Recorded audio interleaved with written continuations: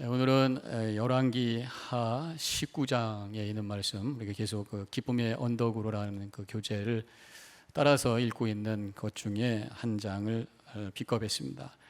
우리가 봉독한 말씀은 19장의 뒷부분이지만 19장 전체를 가지고 오늘 말씀을 나누는데, 오늘은 이 히스기야 왕에 대한 말씀이에요.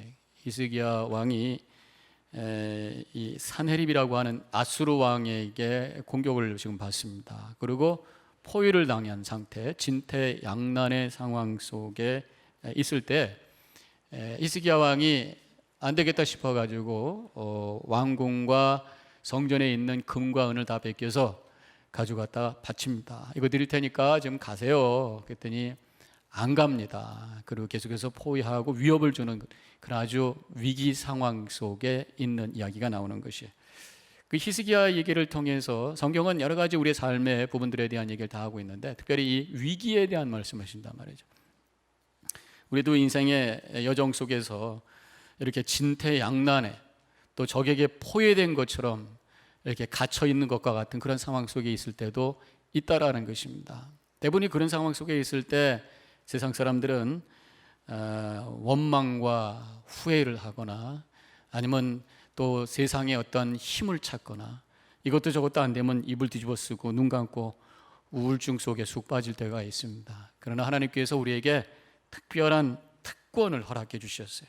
앞에가 막히고 뒤에가 막히고 옆에가 막혔지만 열려있는 하늘을 위하여 올라갈 수 있는 길을 열어주시는 줄로 믿습니다. 그 길을 여는 게 뭐냐? 바로 기도예요. 기도의 정의가 뭡니까? 기도는 영적인 호흡이라 그래.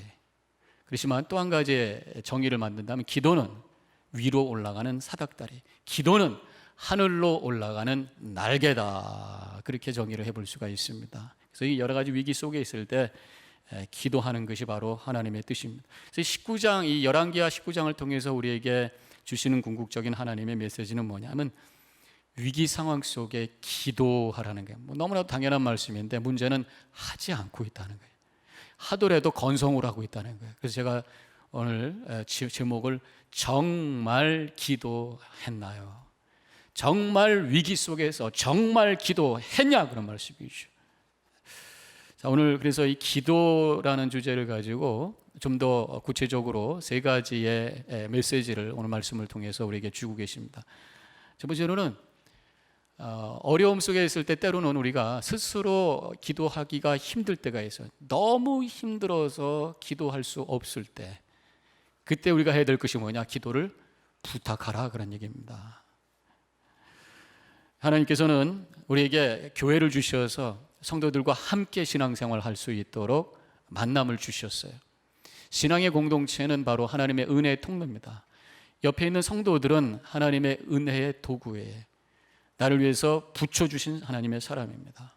기도를 함께 나누라고 말씀하고 있어요. 몇 주 전에 제가 아하시아 왕에 대한 말씀을 나눴습니다. 아하시아 왕은 이렇게 하면 안 된다는 메시지를 주신 그런 왕입니다. 어떻게 했었어요? 문제가 있었을 때 바알세불에게 갑니다. 그리고 내가 죽을 병인지 아닌지 알려달래, 점쟁이한테 간 거죠. 그러면 안 된다는 것입니다. 그런데 히스기야 왕은 이래야 된다는 메시지를 우리에게 주셨어요.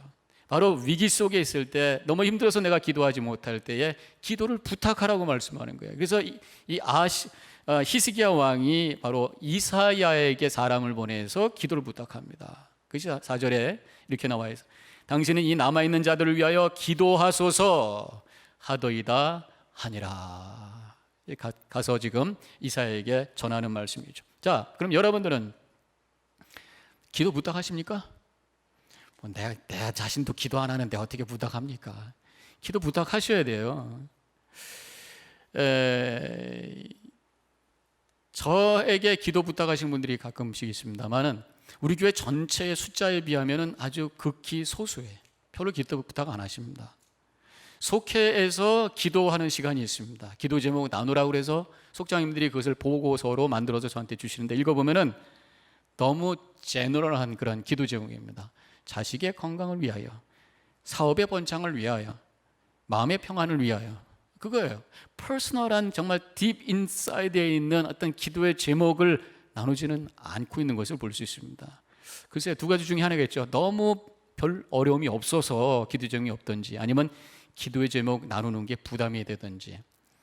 기도 제목을, 기도를 부탁하지 못하는 이유가 뭘까 생각을 해보니까, 나의 어떤 그런 퍼스널한 얘기를 꺼내놨다가 이것이 가십거리가 되거나 다른 사람들에게 부정적인 얘기로 다시 돌아다닐까 봐 걱정해서 그런 거죠. 물론 아무에게나 나의 퍼스널한 그런 어려움을 오픈하는 건 그것도 좀 안 되는 거죠. 신뢰할 만한 사람에게 부탁하는 거예요. 근데 분명한 것은 제가 종종 말씀드리지만, 하나님께서 분명히 우리에게 필요한 사람을 붙여 주신다는 거예요. 눈을 뜨고 찾아보라는 거예요. 있다는 거예요, 옆에. 그리고 하나님께서 특별히 기도해 주는 사람으로 교회에 또 세워주신 특별한 책임을 갖고 세워준 사람들이 있습니다. 바로 목회자들이죠. 목회자들을 통해서 하나님께서 중보기도 하라고 하시죠. 이 천주교에서는 사제가 있습니다. 프리스트, 신부라고 그러죠. 그분들은 고해성사를 합니다. 고해성사라는 게 뭐냐면, 나의 그런 죄를 가지고 그분한테 가서 내가 이런 죄를 졌습니다. 그러면 그분이 대신 하나님께 기도해주고 대신 하나님의 말씀을 받고 당신의 죄가 사해졌습니다 라고 하는 것을 선언해 주는 거예요. 우리 개신교에서는 그렇게 하지는 않습니다. 고해성사라는 건 필요 없어요. 왜? 예수님의 이름으로 내가 직접 내 죄의 문제를 가지고 고백하면 하나님께서 사해 주신다는 확신을 우리가 가질 수가 있어요. 그런데 우리 삶의 여러 가지 어려운 문제, 이런 그런 그 삶의 여러 가지 위기 속에서 내가 기도하기 힘들 때가 있습니다. 그때 하나님께서는 목회자들을 불러주시고 그들을 통해서 중보하도록 하신다는 것입니다. 전화로 부탁하세요. 카톡으로 부탁하세요. 새벽기도 끝나고, 토요일 새벽기도 끝나고 앞으로 나오셔서 기도 부탁하세요. 함께 기도하면서 중보기도할 때 하나님께서 그 기도에 응답해 주시는 줄로 믿습니다. 기도 부탁하지 않는 이유 중에 하나는, 남들이 나를 위해서 기도해 준다고 그래서 무슨 소용이 있나, 기도의 능력 자체에 대해서 불신하는 마음이 있어서 그런 거예요. 근데 성경에 보면은요, 특별히 이 중보기도야말로 하나님께서 들으시는 기도에 응답하시는 기도라고 말씀하고 있습니다. 내가 나를 위해서 물론 기도합니다. 골방에서 기도합니다. 근데 내가 나를 위해서 기도할 때 응답이 안 되는 경우도 있다는 거예요. 왜? 욕심을 가지고 정욕에 쓰려고 구하기 때문이라고 야고보서에서 말씀하고 있어요. 그러나 요한일서 5장 10절에서 그의 뜻대로 무엇을 구하면 들으심이라 그랬습니다. 바로 그 중에 뜻대로 구하는 것 중에 대표적인 게 뭐냐? 바로 중보기도예요. 나를 위해서 구하지 않고 저 사람을 불쌍히 여기고 저 사람을 사랑하는 마음으로 내가 기도할 때 하나님께서 그 중보기도는 기쁘게 들으신다. 그러니까 내 문제를 가지고 다른 사람한테 부탁하면 그가 나를 사랑하는 마음으로 중보기도할 때 하나님께서는 기쁘게 들어주신다는 것입니다. 히스기야가 이렇게 이사야에게 기도를 부탁하고 이사야가 걱정하지 말라는 말씀을 듣고 돌아왔습니다만은 또 이 사내립에 의해 가지고 또 여러 가지 마음의 어려움을 당합니다. 편지를 받습니다. 그 편지의 내용이 이래요. 10절에 내가 믿는 내 하나님이 예루살렘을 아수르 왕의 손에 넘기지 아니하겠다는 말에 속지 말라. 하나님이 너와 함께 해주신다고 그랬지? 그 거짓말이야. 하나님 부정하게 하고 믿음을 흔들어 놓고 영적인 공격을 합니다. 이때 결국 이 히스기야가 하는 일이 뭡니까? 자기가 직접 성전에서 기도합니다. 두 번째 우리에게 주시는 오늘 말씀의 메시지가 뭐냐면 직접 성전에서 기도하라, 그런 말씀이에요. 지금 히스기야가 산헤립 아수르 왕에게부터 받은 그 편지를 가지고 성전에 가서 올려놓고 하나님께 기도하고 있어요. 무릎 꿇고 기도하고 있어요. 부탁하는 것도 중요하지만 결국은 내가 하나님 앞에 무릎을 꿇고 하나님의 능력을 신뢰하면서 기도해야 돼. 근데 성전에서 기도하라고 그랬어요. 교회에서 기도하라고 그랬어요. 집에서도 기도할 수 있어요. 자동차에서 할 수 있어요. 걸어가면서도 할 수 있어요. 그러나 기도의 집인 교회에서 기도할 때 내 마음이 더 하나님께로 향하게 되고 성령께서 더 역사하시면서 기도의 문이 열리고 진실한 기도가 되고 하나님 응답받는 기도가 되는 것이에요. 그래서 문제가 있을 때 새벽 제단을 쌓는 것이에요. 히스기야가 기도할 때 처음부터 하나님, 내가 이렇게 문제가 있으니까 나를 도와주세요, 그렇게 기도하지 않았습니다. 오늘 이 히스기야의 기도를 통해서 우리가 진정으로 기도한다는 게 뭔가, 위기 속에서 기도한다는 게 뭔가라고 하는 것을 한번 알아보셔야 되겠습니다. 첫 번째로 이 히스기야가 기도했던 내용은요, 먼저 하나님이 누구신가라고 하는 것을 고백했어요. 처음부터 하나님 이거 문제가 있습니다 하지 마시고 내가 지금 기도하는 대상이 되는 하나님이 누군가에 대한 분명한 믿음의 고백 속에서 그분을 고백할 수 있는 그것이 먼저 나와야 되는 거예요. 그것이 없이 우리가 기도할 때 혼자 중얼거리는 독백이 될 수 있고 그냥 나 혼자의 한풀이가 될 수 있어요. 진정한 기도가 아닐 수가 있단 말이죠. 그래서 지금 히스기야가 15절에서 이렇게 고백합니다. 그룹들 위에 계신 이스라엘의 하나님 여호와여, 주는 천하만국의 홀로 하나님이시라. 주께서 천지를 만드셨나이다. 하나님을 찬양하면서 그 하나님이 어떤 분인가를 고백하면서 그렇게 기도하고 있어요. 천군 천사가 섬기는 그룹이라는 거예요. 천사죠. 그룹 위에 천사가 섬기는 그 보좌에 앉으신 분이시고요, 천하만국의 홀로 하나님 통치자이시고요, 그 다음에 천지를 만드신 창조주이시고요. 그래서 우리가 기도할 때에 바로 그 하나님이 보좌에 앉으셔서 세상을 통치하시고 역사를 주관하시는 주권자 하나님, 그 앞에 내가 무릎 꿇고 있다라고 하는 것을 고백하면서 하나님의 임재를 체험하면서 기도할 때 그 기도가 열려지기 시작하고 하나님의 그 응답이 확인되는, 확신되는 능력의 기도가 되는 줄로 믿으시길 바랍니다. 아무리 어려운 난관이고 위기가 있다고 할지라도 하나님이 여기 계시다라고 하는 것을 믿고 기도만 할 수 있다면 거기엔 소망이 있는 거예요. 제스 무디라고 하는 사람이 이렇게 얘기를 했답니다. 나는 불안한 선장이 운전하는 안전한 배 안에 있기보다는 평안한 주님이 계시는 흔들리는 배에 타는 것이 더 낫습니다. 지금 내가 아무 문제가 없다고 편안한 배라고 생각해도 거기에 선장님이 주님이 아니시다면 그거 믿을 수 없어요. 개런티가 아닙니다. 지금 내 인생이 흔들리고 있다라고 할지라도 그 선장이 바로 우리 하나님이 바로 내 앞에 계시고 내 기도를 들어주시고 내 삶 속에 임재하고 계시다라고 하는 것을 믿음으로 고백하면서 살아나간다면 거기에 소망이 있는 줄로 믿으시기를 주님의 이름으로 간절히 축원합니다. 이렇게 히스기야는 하나님을 먼저 고백했어요. 그래서 우리는 하나님이 여기 계시다라고 하는 것을 먼저 느끼면서 기도가 시작이 돼요. 이따가 우리 묵상 기도할 때 제가 오늘은 사랑의 나눔이 있는 곳에 하나님이 계시다라고 하는 간단한 찬양을 할 거예요. 우리 하나님은 분명히 시편에 보면은 찬양 중에 거하신다고 그랬어요. 그러니까 기도하기 전에 찬양을 하는 이유가 뭐냐면 그냥 목을 특이하게 하기 위해서 하는 게 아니에요. 찬양 중에 거하시는 주님이 여기 계시다라고 하는 것을 내 영혼으로 느끼기 위해서 찬양을 통해서 하나님의 임재를 체험하고 찬양을 통해서 하나님이 누군가를 고백한 다음에 그 다음에 기도할 때 성령께서 감동을 주셔서 기도의 문이 열리기 시작하고 하나님과 연결된 기도가 되고 하나님의 응답에 확신이 있는 기도가 되는 줄로 믿으시기 바랍니다. 그 다음에 이제 문제를 고백합니다. 히스기야가 16절에 다 같이 읽습니다. 시작. 여호와여 귀를 기울여 들으소서, 여호와여 눈을 떠서 보시옵소서, 하늘입이 살아계신 하나님을 비방하러 보낸 말을 들으시옵소서. 하나님, 지금 이 사내립이 어떻게 이렇게 비방하고 하나님을 비방하고 우리를 무시합니까? 이 문제가 이렇습니다 라고 하면서 편지로 올려드리면서 그 문제를 하나님께 고백을 하는 기도를 하고 있어요. 우리가 하나님께 내 문제를 고백하고 어려움을 고백하고 답답한 심정을 하나님께 고백하는 이것이 필요한 것이에요. 하나님, 내가 힘들어 죽겠습니다. 아픕니다. 괴롭습니다. 때로는 밉습니다. 분노가 있습니다. 이 나의 감정을 하나님께 그대로 고백하라, 그런 말씀이에요. 고백할 때에 하나님께서 우리의 마음과 상황을 몰라서 고백하라는 게 아닙니다. 고백할 때에 하나님께서 그 고백을 통해서 우리 마음을 치료해 주신다는 것이에요. 어린아이들이 나가서 놀다가 딱 넘어지면 거기서 앉아가지고 탁탁 털고 이런 아이들도 있지만 대부분 어떻습니까? 울면서 누구한테 와요?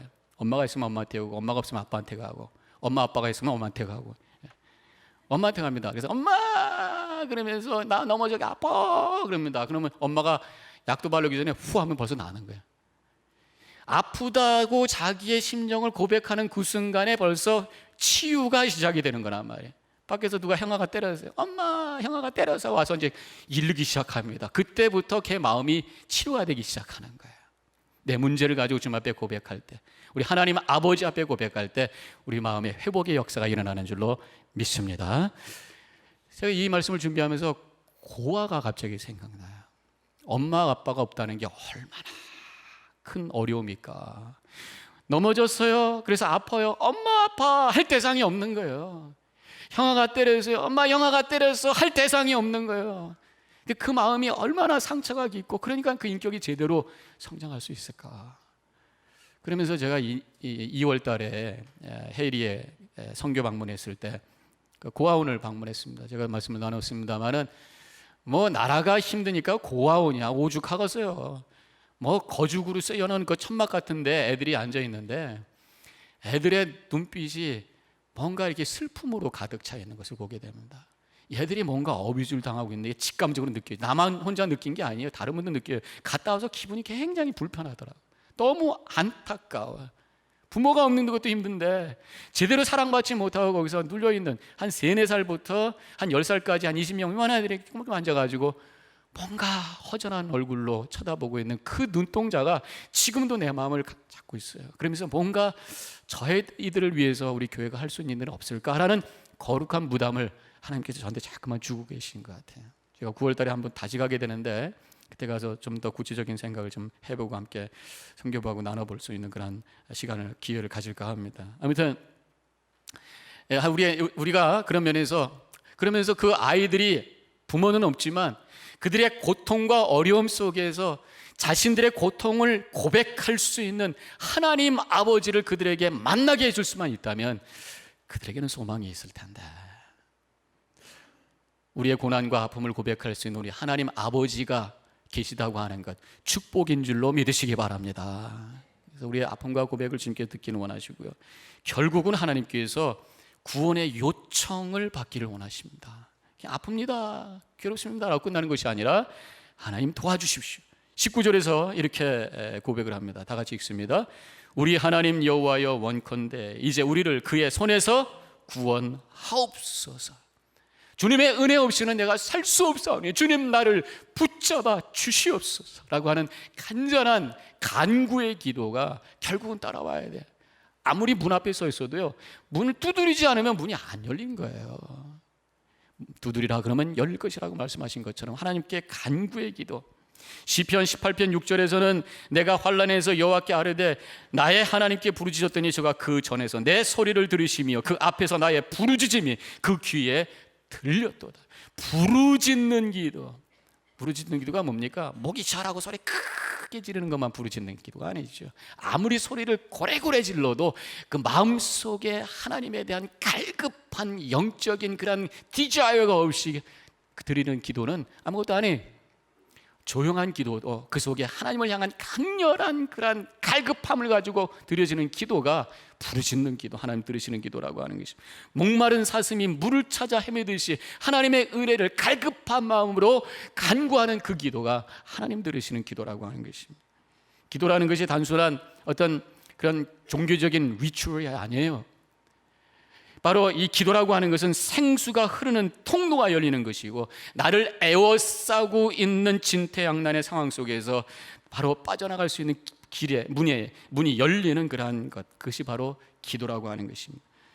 여러 가지 어려움 속에 있을 때 이 기도를 진실한 기도, 진정한 기도, 간절한 기도를 통해서 이런 은혜의 통로가 열려지시기를 주님의 이름으로 간절히 축원합니다. 세 번째로 응답을 확신하라, 이런 메시지를 오늘 받습니다. 기도를 부탁하고 또 내가 직접 성전에서 기도하고, 그 다음에 세 번째로는 응답을 확신하라, 응답을 들으라는 거죠.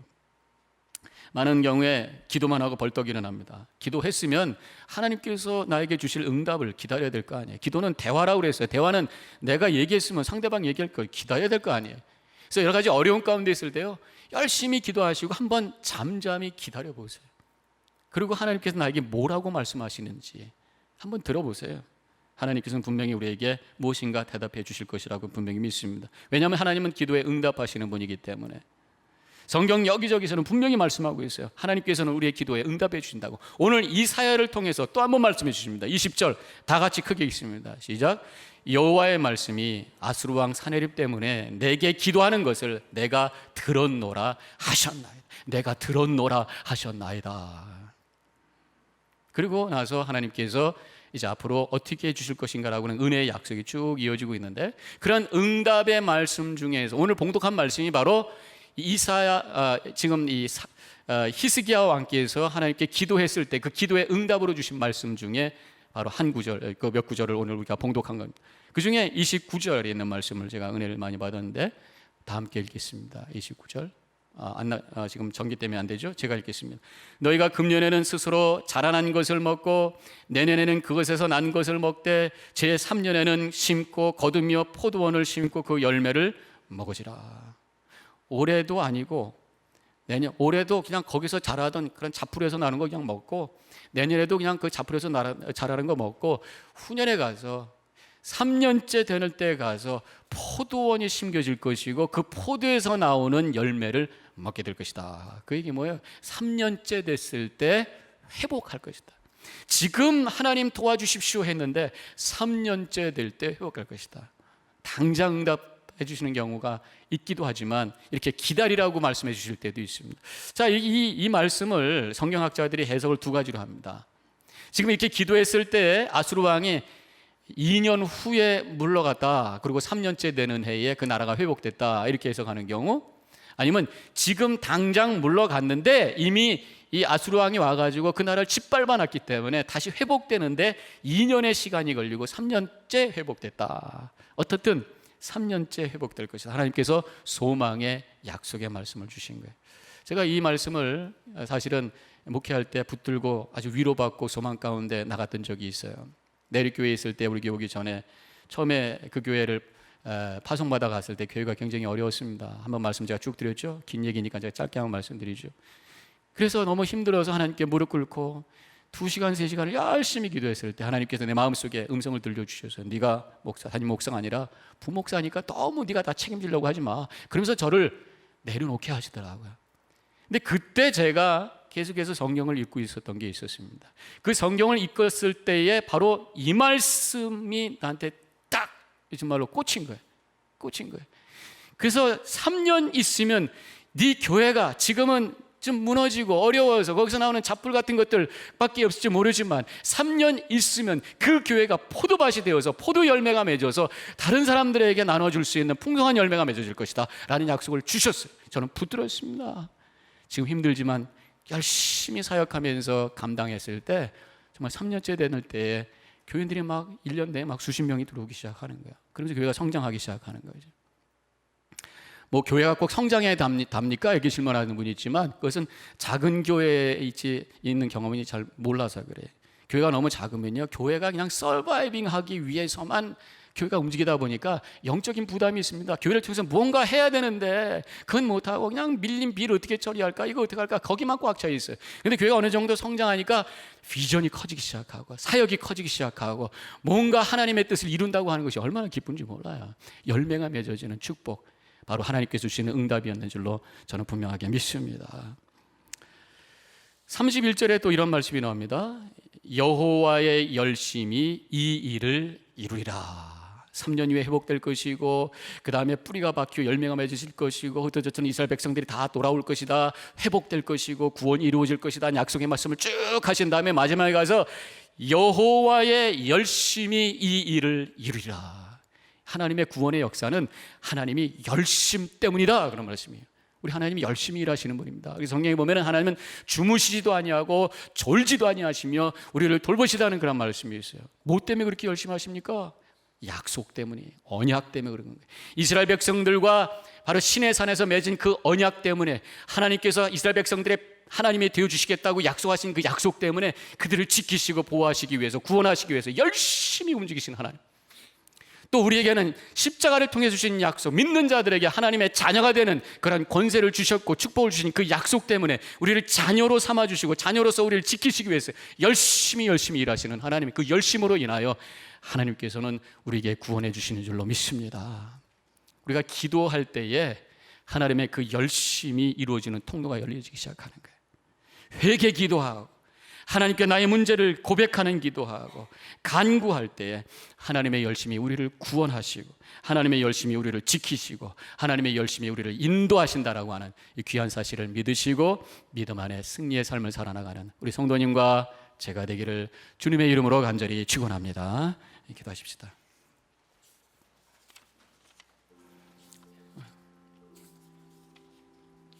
이 시간 기도할 텐데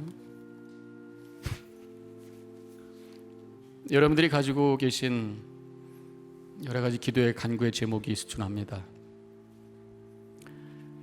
그냥 기도하지 마시고 하나님이 여기에 계시다고 하는 것을 우리의 영혼으로 한번 느껴보시기 바랍니다. 분명히 하나님은 여기에 계셔요. 100% 확실한. 문제는 내가 그것을 느낄 수 있느냐 없느냐의 차이입니다. 내 영혼의 감각이 열려 있느냐 닫혀 있느냐의 차이예요.